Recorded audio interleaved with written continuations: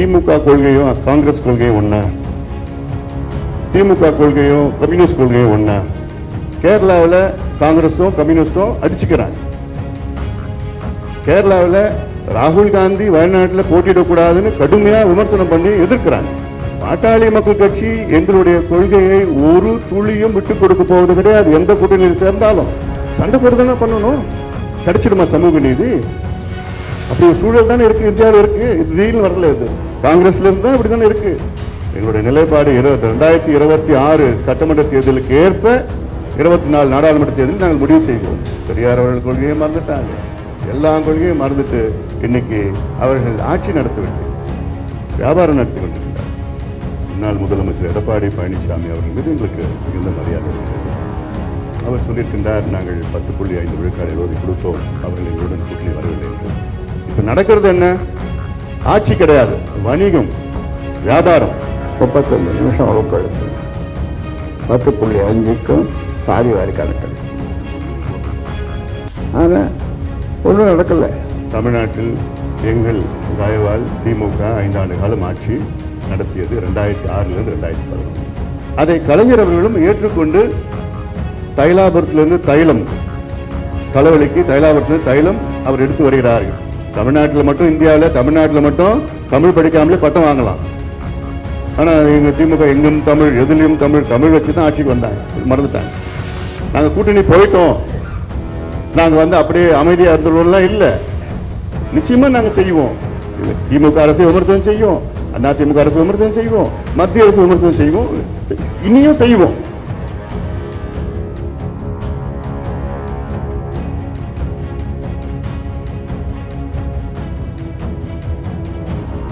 திமுக கொள்கையும் காங்கிரஸ் கொள்கையும் ஒண்ணா?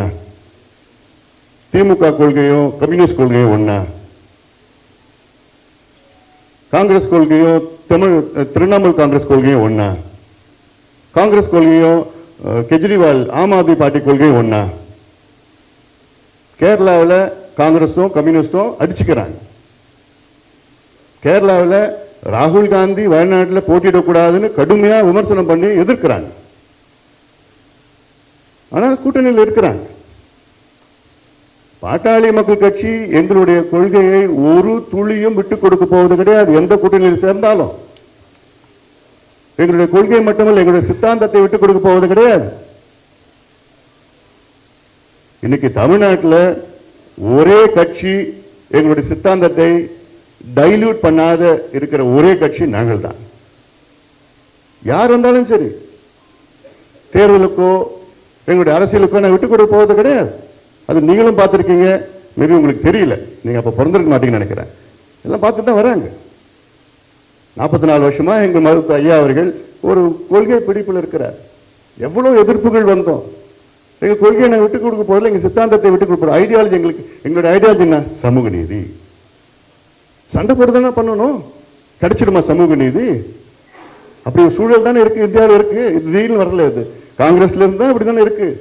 எங்களுடைய நிலைப்பாடு 2026 சட்டமன்ற தேர்தலுக்கு ஏற்ப 24 நாடாளுமன்ற தேர்தலில் நாங்கள் முடிவு செய்வோம். அதான் இந்த முடிவு.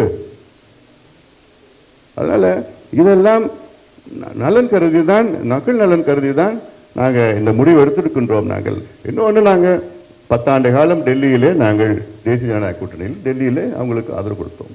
ஒரு தமிழ்நாட்டில் நாங்கள் சேர்ந்திருக்கின்றோம். இந்த காரணத்துக்காக நாங்கள் சேர்ந்திருக்கின்றோம். இப்போ இந்த 2 கட்சிகளுடைய நிறுவனர் முதல்ல வந்தது அண்ணா அவர்கள், திமுகவுடைய நிறுவனர். இவங்க திராவிடம் பேசிட்டு இருக்காங்க. அவங்க அண்ணா அவர்கள் கட்சியை தொடங்குறதுக்கு காரணம் நல்ல ஆட்சி கொடுக்க வேண்டும் என்று. ஆனால் அண்ணா அவர்கள் கொள்கையை மறந்துட்டாங்க, பெரியார் அவர்கள் கொள்கையை மறந்துட்டாங்க, எல்லா கொள்கையும் மறந்துட்டு இன்னைக்கு அவர்கள் ஆட்சி நடத்தவில்லை, வியாபாரம் நடத்தி கொண்டிருக்கின்றார்கள். இவர்கள் எல்லாம் இப்போ வியாபாரிகளாக மாறிவிட்டார்கள். தமிழ்நாட்டில் வியாபாரம் நடந்து கொண்டிருக்கிறது, அவ்வளவுதான், நிர்வாகம் நடக்கவில்லை. அதான் இதுக்கு ஒரு மாற்று வர வேண்டும் என்ற நோக்கத்தில் மக்கள் மனதிலே ஒரு ஆழமான கருத்து இருக்கிற ஒரு மாற்று வர வேண்டும் என்று. எங்ககிட்ட யார் வந்தாலும் நாங்கள் பாதுகாப்பு கொடுப்போம், உயிர் கொடுப்போம், வாழ்க்கை கொடுப்போம், எங்களுடைய உழைப்பை கொடுப்போம், அவங்களுக்கு நல்வழிப்படுத்துவோம். அதனால நாங்கள் சரணாலயம். நாங்கள் அதாவது 10.5 அவங்க கொடுத்தாங்க அப்படின்னு சொல்றாங்க. அதாவது உங்களுக்கு ஒரு சாதாரணமாக வீட்டில் நடக்கிறத சொல்கிறேன். சோறு பொங்குறோம், அதை எடுத்து வெந்ததாக வேகலையான்னு பெண்கள் பார்க்குறாங்க. வேகாத சோறே சரியாக வேகலை, அது வெந்து எடுத்துட்டு வடிக்கிறாங்க. அந்த மாதிரி இந்த 10.5 கொடுக்காம ஏமாற்றலாம் என்று அவர்கள் நினைத்த போது அவர்கள் நினைத்தார்கள், இதை கொடுக்காம ஏமாற்றலாம், ஆனால் இவங்க நம்மோட கூட்டணியில் இருப்பார்கள் தொடர்ந்து. நாங்கள் தெளிவாக சொன்னோம், எங்களுக்கு கூட்டணி முக்கியமல்ல, இந்த 10.5 தான் என்று சொன்ன பிறகு கடைசி நாள் அப்பதான் அரைகுறையாக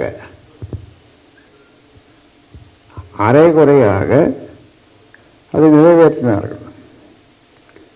அது நான் ஒரு வாரமாக சொல்லிட்டு இருந்தேன், முடிய போகுது சீக்கிரமாக நிறைவேற்ற. ஒரு மாசமாக சொல்லிட்டு இருந்தோம். ஆனால் அமைச்சர்கள் 2 அமைச்சர்களாக என்னுடைய தோட்டத்திற்கு வந்தார்கள் போனார்கள். என்ன சொன்னார்கள்? நிறைவேற்றுவோம் 10.5 என்று சொன்னார்கள், போனார்கள். கடைசியில் எப்படியாவது அதை நிறைவேற்றக்கூடாது என்ற பிடிவாதத்தில் இருந்தார்கள். ஆனால் என்னுடைய பிடிவாதத்தினாலே அதை எங்களுக்கு கூட்டணி தேவையில்லை, 10.5 தான் தேவை, நிறைவேற்ற இல்லையா, எங்களுக்கு சீட்டு முக்கியம் கிடையாது, கூட்டணி முக்கியம் கிடையாது, 10.5 தான் முக்கியம் என்று சொன்ன பிறகு அந்த அஸ்திரத்தை நாங்கள் போட்ட பிறகுதான் அவர்கள் அவசர கோலத்தில் அதை செய்தாங்க. முன்னாள் முதலமைச்சர் எடப்பாடி பழனிசாமி அவர்கள் மீது எங்களுக்கு மிகுந்த மரியாதை இருக்கிறது. அவர் சொல்லியிருக்கின்றார், நாங்கள் 10.5 விழுக்காடு விரோதி கொடுத்தோம், அவர்கள் எங்களுடன் கூட்டணி வரவில்லை என்று. 2019 அவர்களுக்கு நாங்கள் ஆட்சியை கொடுத்தோம். நாங்கள் இல்லை என்றால் அவரால் ஆட்சியை தொடர்ந்து நடத்த முடியாத ஒரு சூழல் இருந்திருக்கிறது. எங்களால் அவர்கள் ஆட்சி தக்க வைத்து தொடர்ந்து 2 ஆண்டு காலமாக முதலமைச்சராக அவர்கள் பணியாற்றினார்கள். அதன் பிறகு இந்த 2 ஆண்டு காலத்திலே பல முறை அவர்களை வலியுறுத்தி சாதிவாரிய மக்கள் தொகை கணக்கெடுப்பு நடத்துங்கள், வன்னியர்களுக்கு இடஒதுக்கீடு கொடுங்கள் என்று பல முறை வலியுறுத்தி அத்தனையோ முறை மருத்துவரை அவர்கள் நேரடியாக பார்த்தார்கள். நானும் நேரடியாக பார்த்தேன். போராட்டம் நடத்தினோம், ஆர்ப்பாட்டம் நடத்தினோம், எல்லாம் நடத்தினோம்.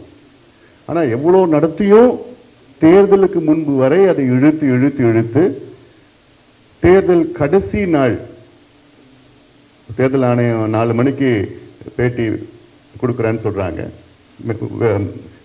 ஊடக சந்திப்புன்னு சொல்கிறேன், ப்ரெஸ் மீட் சொல்கிறேன், 4 மணிக்கு 1 மணிக்கு நிறைவேற்றுறாங்க. அது உள்ள நடந்ததெல்லாம் என்னால் வெளியில் சொல்ல முடியல.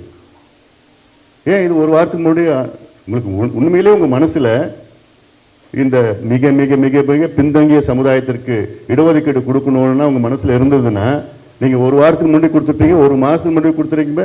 நாங்கள் ஒரு 2 ஆண்டு காலமாக கேட்டுட்டு இருக்கோமே. அப்போ நீங்கள் இதை வச்சு தான் நீங்கள் தேர்தல் கூட்டணி வந்தால் நாங்கள் கொடுப்போம், இவ்வளோதான் கொடுப்போம், இப்படியெல்லாம் சொல்லி சீட்டுக்கு இவ்வளோதான் நான் இது பண்ணுவோம், இப்படிலாம் சொல்லி இதை வச்சுட்டு நீங்கள் பேசுறது இது சமூக நீதிக்கு அழகு கிடையாது. இப்போ நடக்கிறது என்ன? ஆட்சி கிடையாது, வணிகம், வியாபாரம். இப்போ இருக்கிற ஆட்சியில் ஒரு 2-3 அமைச்சர்கள் பரவாயில்ல, பெரும்பான்மை அமைச்சர்கள் என்ன வணிகர்களாக வியாபாரிகளாக இருக்கிறார்கள். எவ்வளோ கொடுக்குற, என்ன கமிஷன் கொடுக்குற, என்ன பண்ணுற, எப்படி இவ்வளோ வருதா, இதுதான் நடக்குது. அதாவது வெறுப்பில், மக்களும் வெறுப்பில் இருக்காங்க, நாங்களும் வெறுப்பில் இருக்கிறோம். ஐயா சொன்னார்ல, 2 ஆண்டு காலம் உங்களுக்கு அந்த 10.5 விழுக்காடு கொடுப்பதற்கு என்ன பிரச்சனை? உச்சநீதிமன்றம் சொல்லி தீர்ப்பு சொல்லி 2 ஆண்டுகள் ஆகிறது. உச்சநீதிமன்றம் என்ன தீர்ப்பு சொன்னாங்க? தமிழ்நாட்டில் வன்னியர்களுக்கு 10.5 விழுக்காடு இடஒதுக்கீடு கொடுப்பதற்கு தடை கிடையாது. கொடுப்பதற்கு முன்பு அதை நியாயப்படுத்துங்கள், தரவுகளை வைத்து நியாயப்படுத்துங்கள். தரவுகள் கம்ப்யூட்டரில் இருக்கு, கம்ப்யூட்டரில் டவுன்லோட் பண்ணுன்னா 1 மணி நேரத்தில் டவுன்லோட் பண்ணலாம்.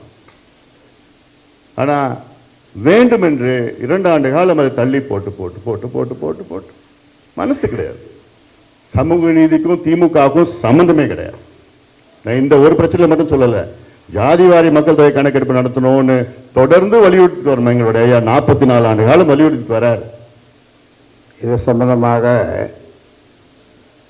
சாதிவாரி கணக்கெடுப்பு நடத்த வேண்டும். இந்த 10.5 இது சம்பந்தமாக தமிழக முதல்வர் ஸ்டாலின் அவர்களை கோட்டைக்கு சென்று பார்த்து 35 நிமிடம் பல அமைச்சர்கள், தலைமை செயலாளர் உட்பட பல செயலாளர்கள் எல்லோரும் இருந்தார்கள். 35 நிமிடம் அவர்களுக்கு நான் வகுப்பு எடுக்கிற மாதிரி வகுப்படுத்தேன். அப்படி சொல்றதுல தவறு இல்லை, ஏன்னா எல்லாத்தையும் விளக்கி சொன்னேன். இந்த கோபமாகவோ ஆவேசமாகவோ பேசலை, சிரிச்சுட்டே பேசி 35 நிமிஷம் வகுப்படுத்தேன். 10.5க்கும் சாதி வாரி கணக்கெடுப்போம். ஆனால் ஒன்றும் நடக்கலை. பாட்டாளி மக்கள் கட்சி தமிழகத்தில் மட்டுமல்ல, இந்திய அளவில் பல முறை பல கூட்டணியில் இருந்திருக்கிறது. இங்கே தமிழ்நாட்டில் எங்கள் தயவால் திமுக 5 ஆண்டு காலம் ஆட்சி நடத்தியது 2006லேருந்து 2011. எங்களுடைய ஆதரவால் மைனாரிட்டி அரசு என்று ஆனால் எங்களுடைய 18 சட்டமன்ற உறுப்பினர்கள் ஆதரவு கொடுத்தார்கள். அப்படி ஆதரவு கொடுத்தும் தேர்தல் அவரிடம் கூட்டணி சென்றும் திமுகவை கடுமையாக விமர்சனம் அதிகமாக செய்தவர் மருத்துவர் ஐயா அவர்கள். நல்ல விதத்திற்கு, தமிழ்நாடு நலனுக்கு. அதை கலைஞர் அவர்களும் ஏற்றுக்கொண்டு தைலாபுரத்திலிருந்து தைலம், தலைவலிக்கு தைலாபுரத்திலிருந்து தைலம் அவர் எடுத்து வருகிறார்கள், பிரச்சனைக்கு தீர்வு தான் கொண்டு வருகிறார் என்ற நல்ல எண்ணத்தில் எடுத்துக்கொண்டு அவர் கேட்ட கோரிக்கைகள் நிறைவேற்றிருக்கின்றார்கள். ஏதாவது தமிழ் கொண்டு வர வேண்டும், தமிழ்நாட்டில் மட்டும், இந்தியாவில் தமிழ்நாட்டில் மட்டும் தமிழ் படிக்காமலே பட்டம் வாங்கலாம். ஆனால் எங்கள் திமுக எங்கும் தமிழ், எதிலையும் தமிழ், தமிழ் வச்சு தான் ஆட்சிக்கு வந்தாங்க, மறந்துட்டாங்க. அப்படி ஒவ்வொன்றுத்துக்கும் விமர்சனம். நாங்கள் கடந்த காலத்தில் மத்திய அரசை நிச்சயமாக நாங்கள் விமர்சனம் செய்திருக்கின்றோம், செய்யவில்லைன்னு நான் சொல்லலை.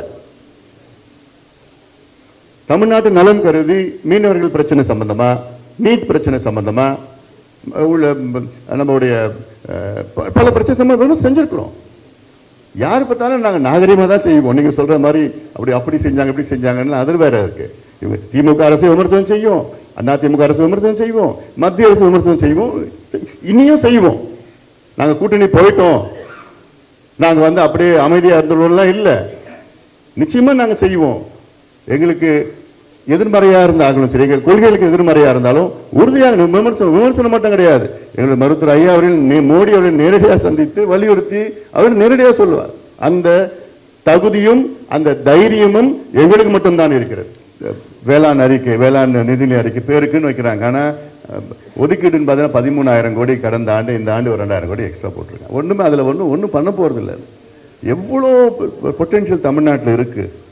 ஒவ்வொரு மாவட்டத்திலையும் ஒவ்வொரு விளைபொருள் இருக்குது, ஒவ்வொரு மாவட்டத்திலையும் இருக்குது. இப்போ ஒரு உதாரணம், திருவள்ளூரில் நெல், கரும்பு இருக்குது, பண்ருட்டியில் பலா இருக்குது, முந்திரி இருக்குது, அரியலூரில் முந்திரி இருக்குது, புதுக்கோட்டையில் முந்திரி இருக்குது, கரூரில் பார்த்தீங்கன்னா முருங்கை இருக்குது, அப்புறம் வாழை, திருச்சியில் முழுக்க வாழை இருக்குது, காஃபி, அந்த மலையில் காஃபி இருக்குது, மாம்பழம் இருக்குது, தக்காளி இருக்குது, ஒரு மாவட்டத்தில் தருமபுரியில் தக்காளி, மாம்பழம், இது எல்லாமே இருக்குது. இது பதப்படுத்தி மேம்படுத்தி மதிப்பு கூட்டி இதெல்லாம் செய்யலாம். இதில் எவ்வளோ லட்சக்கணக்கான வேலை உருவாக்கலாம். ஆனால் அந்த கான்செப்ட் இவங்களெலாம் இல்லை. சும்மா போய் அதே பாலிஷ்டாக அங்கே சொல்லி அறிக்கை வச்சுக்கிட்டு தேர்தல் வச்சு நடத்திட்டு இருக்கிறாங்கல்ல. நியாயமான கோரிக்கை, உறுதியாக நாங்கள் நியாயமான கோரிக்கை இது. ஏன்னா இப்போ இயற்கை வேளான்னு சொல்லிட்டு இப்போ அதில் ஆர்கானிக், இயற்கை வேலைன்னா நேச்சுரல் ஃபார்மிங், அந்த கான்செப்ட் நேச்சுரல் ஃபார்மிங்னு வருது.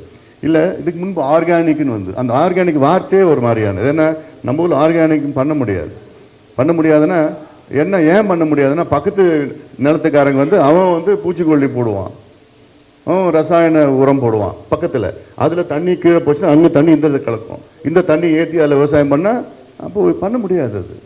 அது அதனால் இதெல்லாம் நிறைய இஷ்யூஸ் இருக்குது அதில். பட்